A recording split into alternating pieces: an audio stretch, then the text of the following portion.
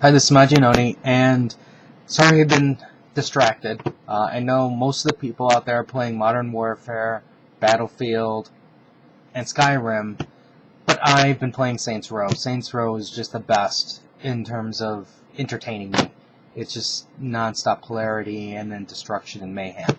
So I did manage to finish reading some books, and here's some reviews for you. Incredible Hulk number 2. We have Amazing Spider-Man number 674, Ultimate X-Men 3, New Mutants number 34, Avengers Academy 22, and X-Men 21. Okay, so let's take a look at the Hulk.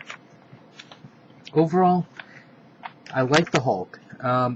It's a very interesting premise where you have the Hulk and Dr. Banner separated, and they're both basically Dr. Banner's trying to recreate the wheel, and the Hulk just wants to live in peace. And Dr. Banner is not going to let that happen type thing.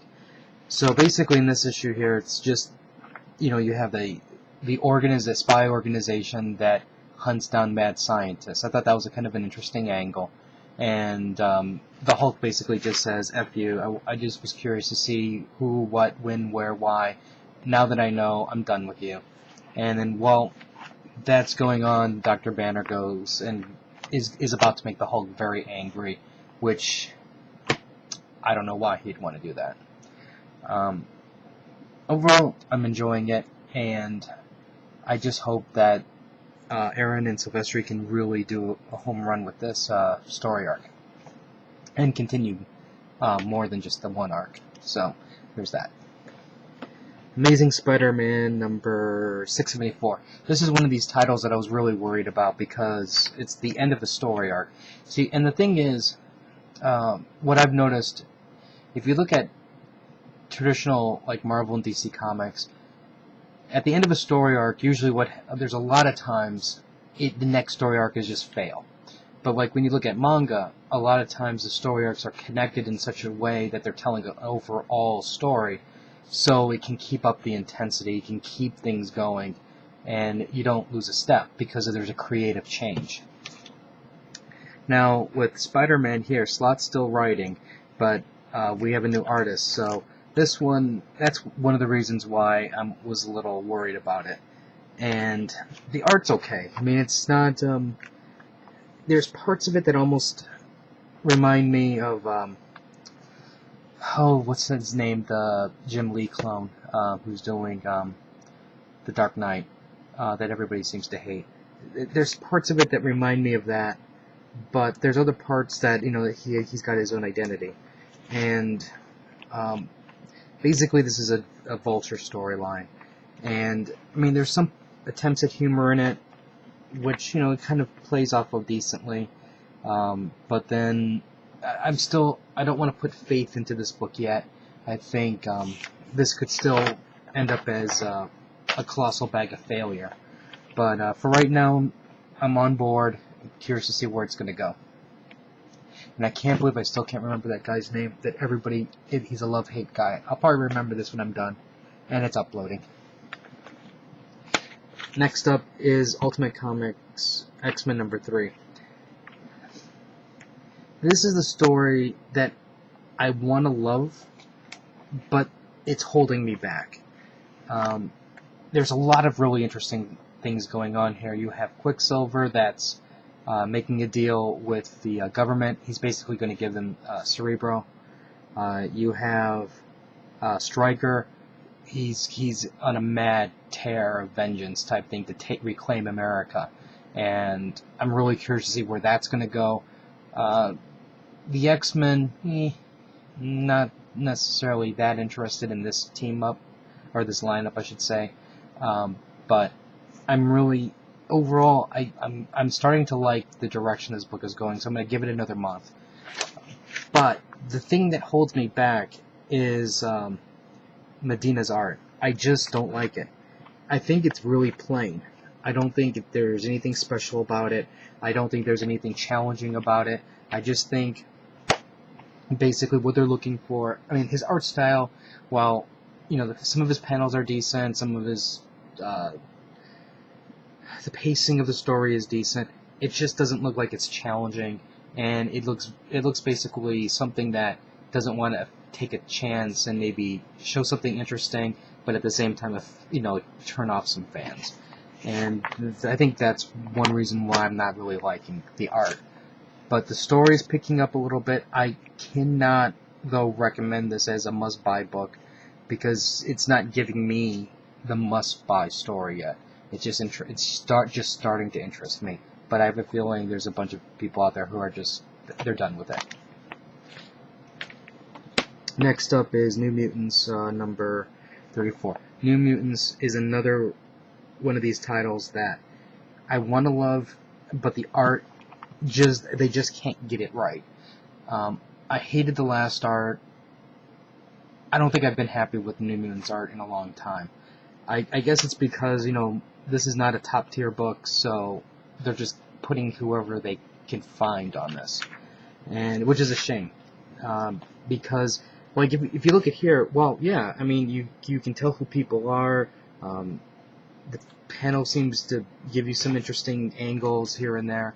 This page, but what's there in the backgrounds? It's just okay. Let's draw characters and use Photoshop and go green and aqua, and okay, we'll just slap some red and some yellow. It's like there's nothing. Even now I know I'm picking on the house, okay, and that they've just moved into, and granted the house isn't going to be full of interesting things, but look back at the great artists.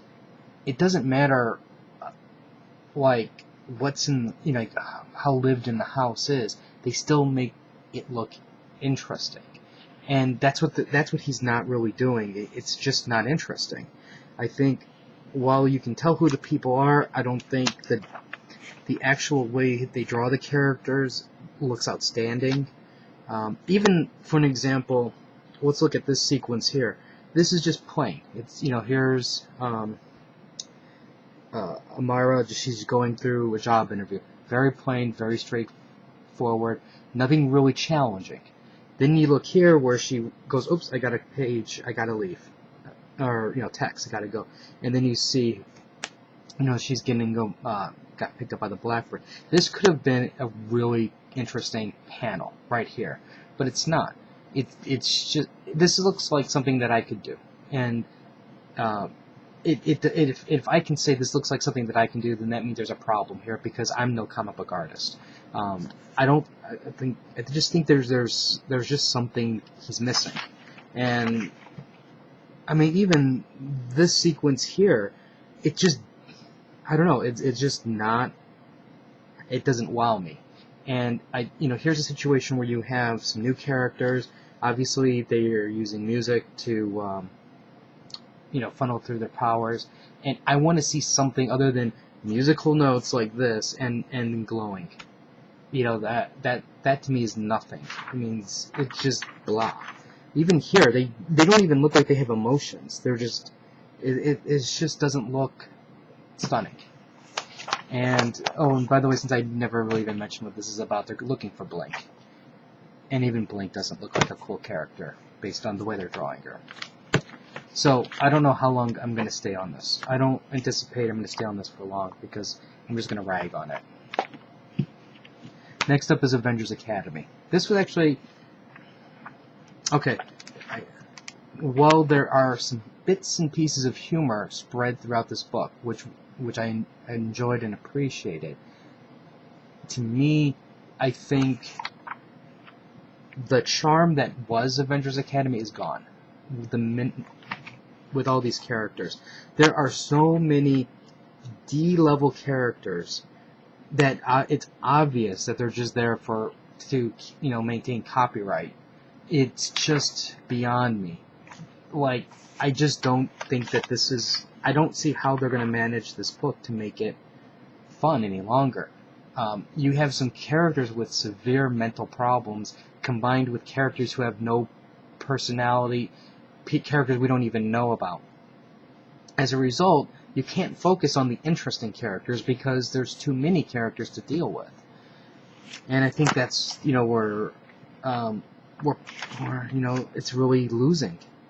You know, it's a shame because like I said, I enjoy Avengers Academy, and I just fear for its stability now in terms of sales. I don't think this book is going to stand out as something that could be interesting any longer. It looks just like, now to me, at least based on this, it looks like it's a jumbled mess. And I don't know why this is still labeled a Regenesis and a Shattered Heroes story. Shattered Heroes, okay, I can see that, but just because Cyclops and Magneto and Emma appear, that does not mean it's Regenesis. They do mention the fact that there's a split at the end, but, you know, putting that on there should indicate to you, oh my god, I need to buy this because it's somehow connected. False advertising. Shame on Marvel for false advertising. Okay. X-Men number 21. The best part of the book that I liked was watching War Machine get bitch slapped around by Colossus. That to me was the best. I'm really sick and tired of seeing these holier-than-thou superheroes come in and meddle in things that they shouldn't be meddling in. And as a result of that, I really enjoyed the fact that Colossus, it was beating him up. And then the fact that later on, after they join up, you know, Colossus is like, well, you know, if you'd like, I can continue to punch you in the face. And I thought that I can appreciate that. Now, the story is basically, you have this foreign country, they don't want to be pushed around any longer, so what do? They buy Sentinels. Now, this is my problem with the Sentinels, and this is the one thing that actually is making me not appreciate the book as much any longer. At least the story. The Sentinels look the same. As you can see, let me show you, so you can see a better look of what I'm talking about. Okay, here are the Sentinels. The Sentinels have been around for how many years, right? Decades. They look the same. You know, when I watch Gundam, Mobile Suit Gundam, every time you see Gundam in any series, you know, whether it's Gundam Age, it's Wing Gundam, G Gundam, Gundam 8th Team, Zeta Gundam, Double Zeta Gundam, Turn A with the mustache even, he looks different. It's the same robot, but he looks different. He looks updated, he looks retro, there's something different about him. He's got different power-up things, and when you see a Sentinel, which is a robot, it looks the same. No matter what, it looks the same. Now, I understand Marvel has to protect its, I guess you can say its license in the sense of, well, you know, if we tinker with a Sentinel every single time you see it, then we can't sell Sentinel toys from the last generation because people won't think that they're Sentinels any longer. And that, you know, I understand that point of view. But my point of view is, I want something a little fresher. I want, you know, like, think about it this way. If you can manufacture a Sentinel, wouldn't you change it just a little bit over the years? Not, you know, change it to make it look something slightly different, something cooler, you know, other than the same basic shape form. I don't know. That's just me. You know, I would think that if you were a robot designer, mecha designer, and you were given the option to create Sentinels, you might want to tinker just a little bit, because obviously the inside is what's important to the way it operates and not the outside. And it's just rather very, very disappointing for me. Now, I'm not even suggesting that you change drastically the way it looks like they did with Nimrod. I'm not suggesting that at all. What I'm suggesting is like what Japan does with Gundam. The minute you see it, you know it's Gundam. But there's something fundamentally different. You know, maybe it's in the chest plate, maybe it's the way the head looks, you know, with all the extra accessories on top with the fins and, you know, just the way it's positioned with the little bits of armor plating. You know, heck, even the gloves or the boots or the sword, not the sword, but the shield, you know, but it's always the same color scheme, white, blue, red, maybe some yellow. It's always that's the same. There's certain constants. And that's what I want to see with the Sentinel. I want to see an updated version of the Sentinel for, you know, the 21st century. It doesn't have to be drastic, just something to make it look like it belongs in the 21st century and not 1980. anyways, the story is basically they figured they figured out a way to manipulate the Sentinels to think any target that they want is a mutant. So they target War Machine, and quite honestly, I wish they would kill War Machine, but that's not going to happen. But anyways, that's my take on this. This, I don't know. To me, I think for X-Men, number 2 X-Men is this. If you like X-Men, you're probably going to love it. If you don't like X-Men, or maybe you're on the fence to want to read it, you're not going to want to buy this at all. You're not going to be impressed. You're not going to be like, oh wow, this was really cool. There's a bit of history with some of these characters in the sense of you don't know who, what, when, where, why. If you didn't read the vampire story arc, you won't even know why Jubilee's a vampire. So there's too much history in this. I would just pick up the Wolverine and the X-Men. That, even though it has strange characters in it that you've probably never seen before, at least it's fresh. They're going to tell you who these people are because they have no choice, since these people barely got the spotlight. So anyways, that's my review of these books. If you have any comments or questions, let me know. Rate the video up or down. Let me know what you think. And I get DC Comics tomorrow, so I'll have those. And until next time.